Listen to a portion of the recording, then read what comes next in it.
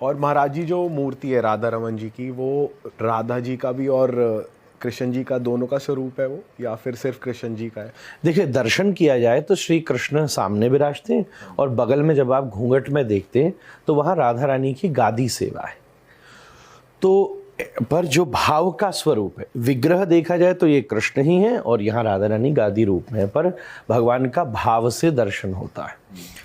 तो एक चीज और भी है, हम बहुत सुंदर भाषा में उनको विग्रह कहते हैं। अच्छा, मूर्ति शब्द का विज्ञान अलग होता है, विग्रह शब्द का विज्ञान अलग होता है, स्वरूप शब्द का विज्ञान, ये सब शब्द जब अलग अलग कहे गए, भगवान का स्वरूप, भगवान की मूर्ति, भगवान का विग्रह, तो इन तीनों शब्दों में बहुत ज़्यादा अंतर है।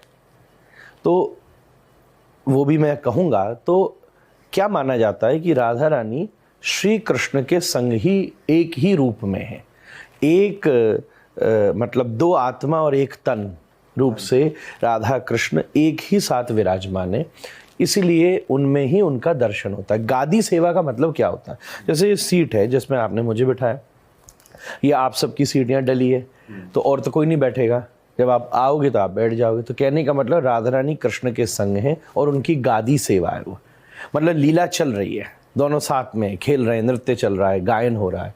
जो लीला पूरी हो जाएगी तो वो अपनी गादी पर विराजमान हो जाएंगे, इसी को गादी सेवा कहते हैं। जो बिहारी जी में भी वही भाव है, राधा वल्लभ जी में भी वही है, ऐसी राधा रमण जी में, वृंदावन के 3 आर्ष परंपरा के ठाकुर हैं, तो तीनों जगह यही पद्धति की भावना होती है। दोनों श्री कृष्ण का वो स्वरूप जहाँ राधा रानी रमण कर रही है, इसलिए राधा रमण, वाह, ये भाव है। महाराज जी ऐसे